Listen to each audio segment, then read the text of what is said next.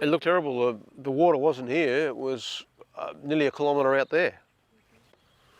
And particularly on the afternoons with strong southerlies every day, is the water would get pushed over towards the Narrows, and all you'd see for 2-3 kilometres is just black mud.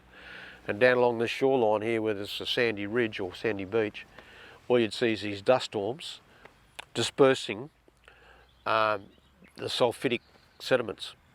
And anyone that lived on that side of the lake over here all came to the local GP here with respiratory problems. That's how healthy it was.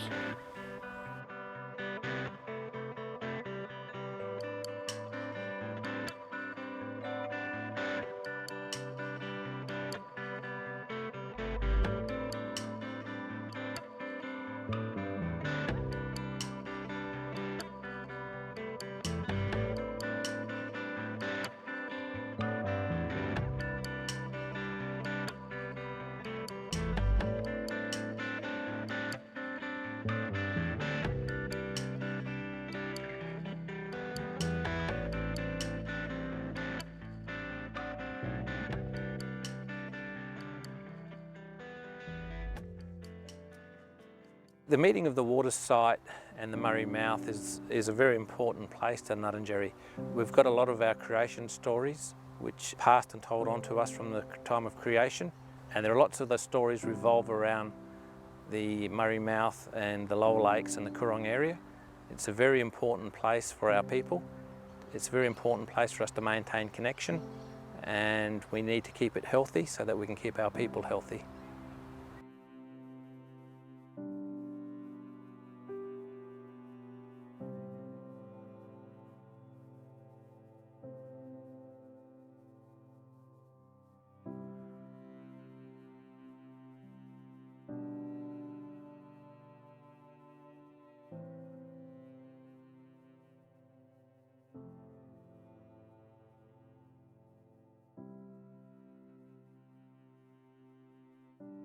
We've asked our elders and down through the generations, how long we've been here. They say we've always been here. We were created here by our Creator. We never come from nowhere else. This is our country. We've been here for a long, long time. And that's why our stories of who we are, how we should live, what we do, share with one another, teach our children, that's all built into the land, into the landscape, into the waters, into the trees, the birds, the animals. They're in our creation stories. This is where you get your first education, is out on country. If you don't get educated there, you're not educated. Most of the Coorong is an agricultural area. It's the biggest employer in the area. When you haven't got the ability to spend, you haven't got the ability to grow stock and all that sort of thing, it's a flow-on that goes to everybody, and even the people out my way at Tindanara. We were a long way from the Coorong, but we felt the effect too. Millennium Drought saw the whole of the Murray-Darling Basin impacted with low river flows, impacts upon the whole rural industries and communities right across the basin.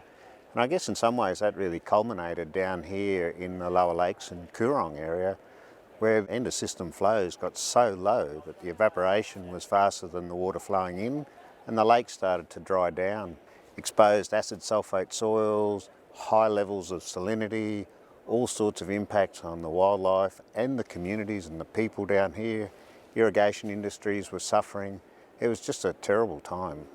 Pre-European settlement, the River Murray would flow pretty much every year. Studies have shown that the lower lakes were predominantly fresh, so there were likely times of estuarine intrusion, but for the majority of the time the lakes were freshwater systems. As irrigation happened upstream, more and more water was extracted from the system, and so end of system flows reduced. And then in the early 1900s, the government got together and decided that something had to be done to protect the freshwater systems of the lower lakes. And then by the 1930s, the Lower Murray barrages were constructed. So a series of 5 permanent structures that separate freshwater from the saltwater, and they allow freshwater to be managed or released into the Coorong system. The Coorong without fresh water becomes stale and smelly and it'll die, because if it's only getting seawater come in and that's evaporating, it's just going to get more and more salty. It needs the fresh water as well as the seawater to keep that Coorong alive. But also, of course, you need fresh water going out into the ocean, because you have a whole life in the ocean which relies on the fresh water mixing with the seawater. That water which goes out into the ocean or into the Coorong or past the barrages, however you like to refer to it, is never wasted water. Well, between 2006 and 2010, there were very low River Murray inflows into the lower lakes. And what happened is that the river inflow was insufficient to meet the evaporation rates of the lake. So the lake levels decreased quite significantly. And very large areas of lake bed became exposed, sometimes as far as the eye could see. And the problem with that is that those lake beds contained acid sulphate soils. Now, acid sulphate soils form underwater, and they contain a mineral called pyrite, and when that's exposed to oxygen, when the lake bed's dried, that acidifies, so it generates acid in the soil. So many of those soils on those exposed lake beds went to pH 4, and when they got re-wet by rainfall or lake water inundation, large areas of the lake water on the margins went to pH less than 4, and essentially nothing can live at those. It's highly acidic. Mussel shells were dissolving in that acid water on those lake margins. Where it was heading at the time, the whole system was at risk of collapse. It was at a tipping point. There was extreme measures being considered about letting seawater back into the system. There was a whole community irrigation infrastructure that was being decimated, pastures collapsing. The community was in crisis, really, wondering what was going to happen next. So fresh water is very important for the estuarine fish. There are three critical criteria. One is that fresh water maintains the estuarine salinity gradient and fish habitat in the Coorong. Second thing is fresh water is critical to maintain the connectivity between freshwater estuary and marine system to help the diatomeous fish to complete their life cycle. The third thing is that freshwater provide the productivity and provide more food resources to support the food web in the Coorong and fish populations. During the drought, there's a massive contraction in fish habitat, and many iconic estuarine fish that support the fishery, they were contracted to below the barrages and congregate within a very small habitat area. And with the reduction on population abundance and biomass, these massively impact on the fishing industry as well. During the Millennium Drought, the fishing ground is reduced to about less than 10% compared to the high flow years. There are two ways in which the flows influence the South Lagoon. One of them is that if you've got a good enough flow across the barrages, it does lift the water levels a little bit in the North Lagoon and in the estuary, which then holds water back in the South Lagoon. And the South Lagoon has a very different sort of biota compared to the estuary, compared to the North Lagoon. It's largely hypermarine, that means it's saltier than seawater throughout the year. Might still have a fluctuating salinity which goes from 2 to 3 times saltier than seawater.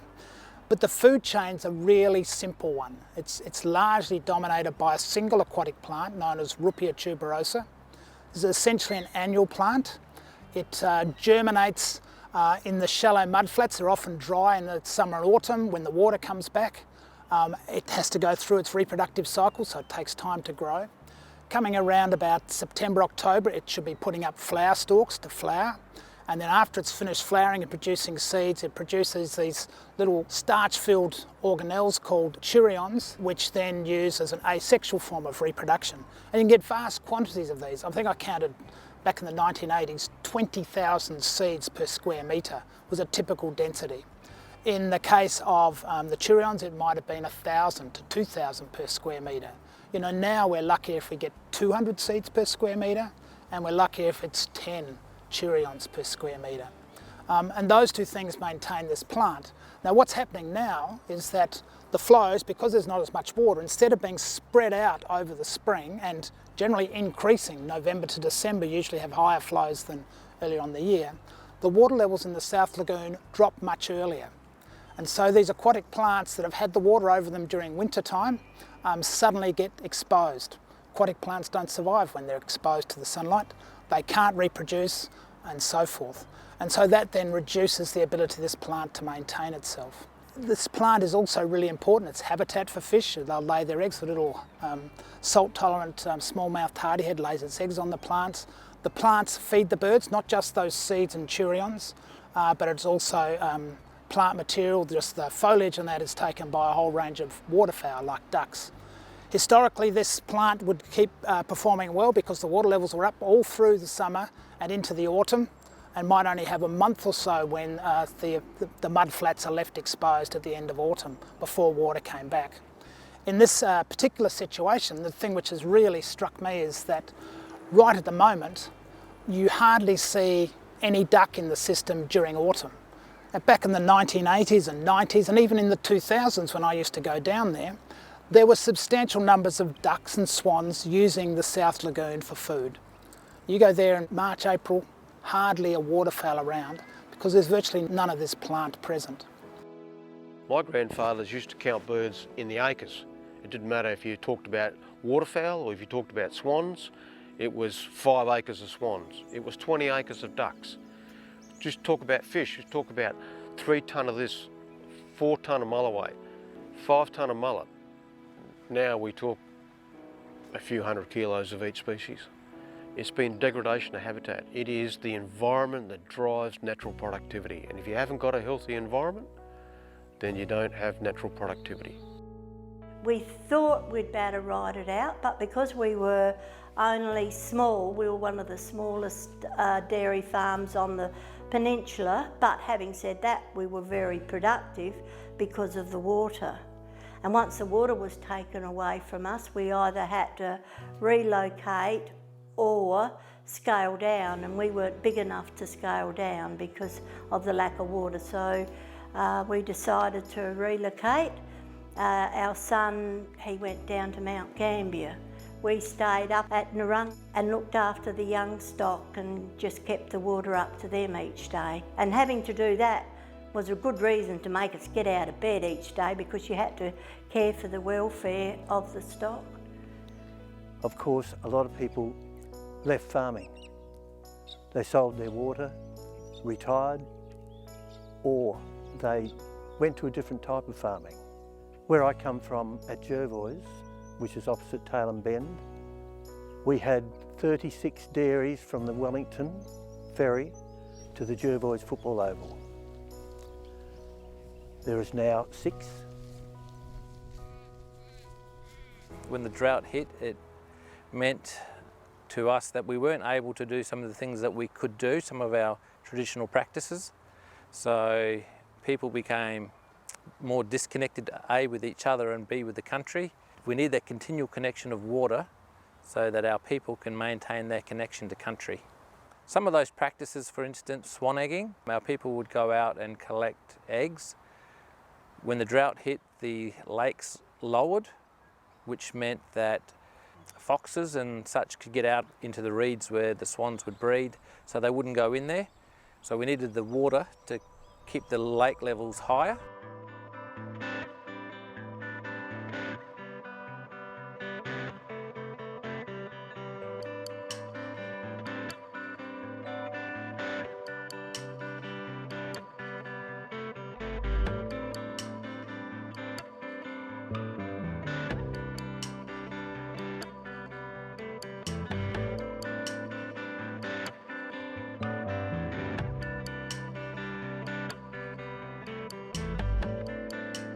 There was a high-level decision taken that the system needed to be put back in balance somehow. Over decades there'd been increased water taken out of the system for irrigation and development right across the Murray-Darling Basin, and it had gotten out of balance. So then some of that water that had previously been used for irrigation was recovered back to the government to be used to run down the rivers in a more natural pattern. So this is the water for the environment. The Living Murray program was one of the first parts of the environmental water recovery program, and it was really focused on some icon sites right down along the river, from up in the New South Wales, Victorian areas of the internationally recognised Ramsar, Barmah and Millowurf red gum forest, down through the Hatter Lake systems, Charla, and out here down to the Coorong lower lakes. These are critical sites along the river, and water was recovered, especially to help those sites be preserved and be refuges along the river. So down here in the Lower Lakes and Coorong icon site, we have a number of different reference groups who we talk to about delivery of water for the environment and just to make sure that we're doing things right in their patch. We work quite closely with the Ngarrindjeri Aboriginal Corporation. We have a community advisory panel which is made up of Lakes and Coorong residents, so a mixture of farmers, environmentalists, commercial fishers. And then we also have a scientific advisory group which is made up of those scientists that go out and collect data on fish, frogs, vegetation, invertebrates and water birds.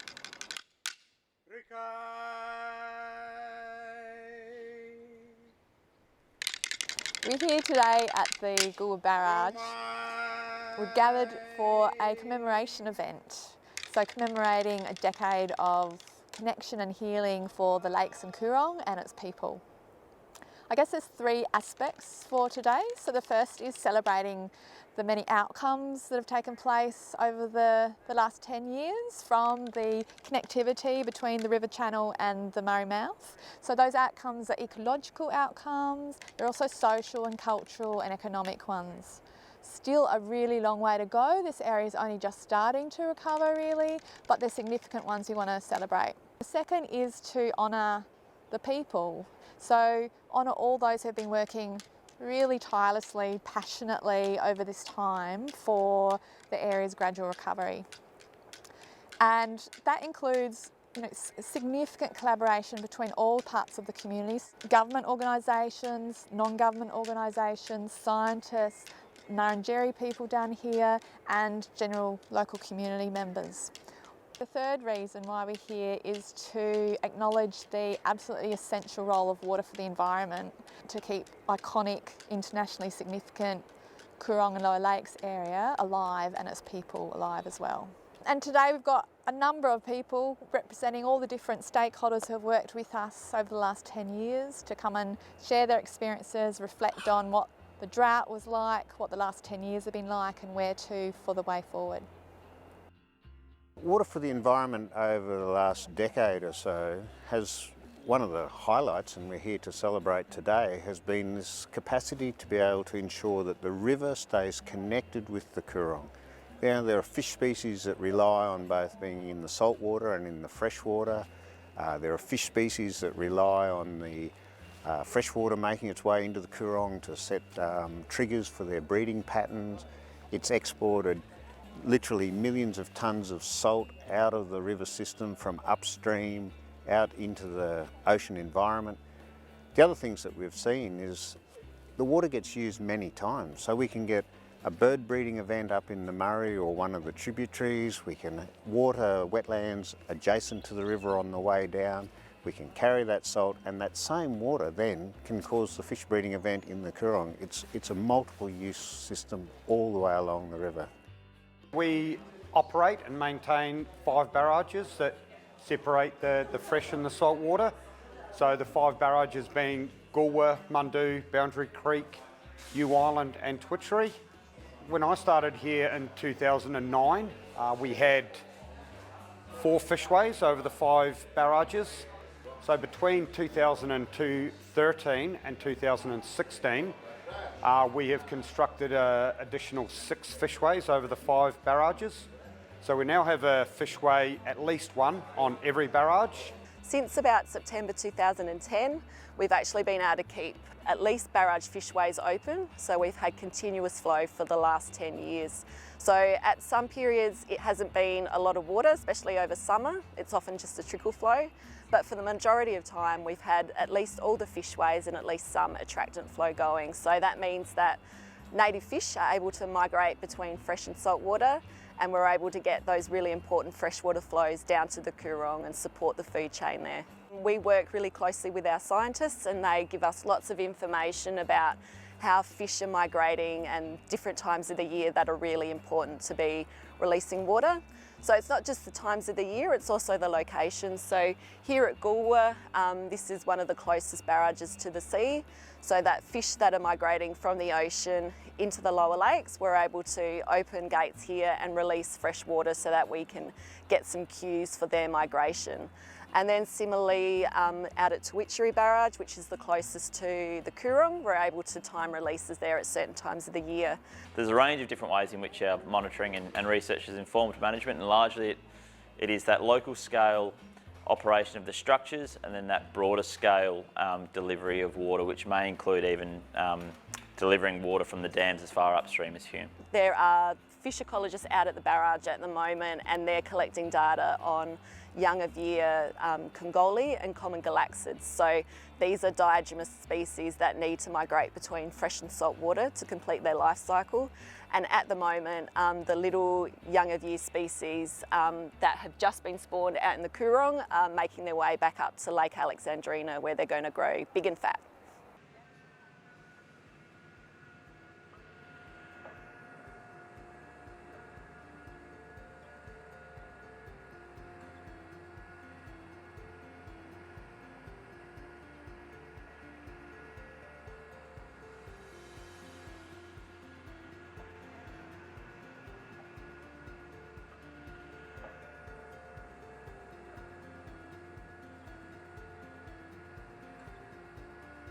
So our guys were undertaking our first week of sampling for the year. This is part of annual monitoring that we do at the barrages as part of the Living Murray program. We typically sample in October, November, December and January. So this week the guys caught some really good numbers of upstream migrant juvenile Congoli and common galaxius. They're two diadromous species that are a specific focus of our monitoring and fishway construction down here at the barrages. There's also generally pretty good numbers of certain freshwater species migrating upstream. And also this week the guys caught individual pouched lamprey and short-headed lamprey. We've been great at being able to look after the fish populations that live within the water column. But if you think about the plants that need the water column to stay over them, and you think about the birds that actually need adequate water depths for them to forage, those two components we have not been able to deliver. We have not got back to where we were before, really, and I don't know that we will, partly because there was so much loss of irrigation, so much loss of dairy. Dairy is a big employer. The land here was good enough that it could be used for broadacre farming, but broadacre farming doesn't employ the same sort of people as dairy does. So you've got less people in the schools, less teachers, less things in the shops, all that sort of stuff goes downhill a bit. And one of the things that goes downhill because of all that, of course, is less demand for land. Less demand for land means less value and that sort of thing. I was very fortunate to have two grandfathers, long-term fishers in this fishery, that said when you have good years, you always buy a bit of extra gear, nets, ropes, corks, slinging twine, so that when you do get a bad year, you don't need to put your hand in your pocket and go and buy gear. So you can keep just turning things over and just keep, catching a few fish and making a few dollars without spending much. And so some fishers moved on, some moved out of the industry, some retired, some went off and did other things. In my case, I just kept plugging away. The mood of the public has been much improved recently, but to say it's back where it was wouldn't be right. We were perhaps on a trajectory which was even unreal before. Perhaps the trajectory was too good to be true. As part of the Living Murray program, we consult quite a lot with the Ngarrindjeri Aboriginal Corporation. We have a strong working relationship with that group as the traditional owners of the lands and waters here on Ngarrindjeri country. So we work quite closely with them to make sure that the outcomes we're trying to achieve align with their cultural values and beliefs. And if there are particular animals, or Ngarrindjeri as they're known to Ngarrindjeri people, if we can give those a helping hand, then we can do that as well. If I could change one thing, it would have been that Ngarrindjeri water management systems would have been acknowledged a lot earlier and incorporated into how water is delivered. The separation of water throughout the systems really goes against our philosophies. It's not a good way to manage the water, but now that it's happened, we need to look at ways to ensure that Ngarrindjeri philosophies are incorporated into the management of the system. With the increased flow and supported by environmental water, our long-term monitoring indicated that without Commonwealth environmental water, there would have been 20 million tonnes of salt imported to the Coorong, and that would have created a devastating impact in the system between 2014 and 2019. This is a relatively new science, the delivery of environmental water, but it's a fascinating area to be in. We're seeing improvements in the system, we're learning all the time, we're getting feedback from community and scientists about how to improve what we do, but we can actually go and see the water that's being released. You can put your hand in it, it's cold, it's wet, you can see the bird breeding events, you can measure and monitor the fish breeding events. It's really a steady process of improvement. Long way to go, there's decades of degradation, and it'll take a long time for recovery, and it'll never be a pristine area. It's a full operating working river, but we can get a much better balance as we move forward. From where we were in 2010, the last 10 years have been such a different environment to work in, having water available and being able to make decisions about how we can release water to the Coorong and help the environment. So it's been fantastic to have water available. At some periods we've had a lot of water, at other times it's only been a very small trickle going over the barrages, but that's still been significant. The lower lakes and the estuary here have had some really good signs of recovery. The Coorong, and particularly the South Lagoon, is still in a highly degraded state. So while we've been getting some flow, additional flow could go a long way to helping the recovery of the Coorong. The lower lakes in Coorong has come a long way from the Millennium Drought, but geez, it's still only 5% up the ladder and it's got 95% to go. Communities are always going to struggle. It doesn't matter whether it's jobs, whether it's mental health issues, whether it's socially and economically strong rural communities. If you haven't got a healthy environment, we are always going to struggle. The bandwagon we need to get on is do whatever we can to improve the health of the lower lakes and Coorong. And it's really simple. It's more water than we're getting.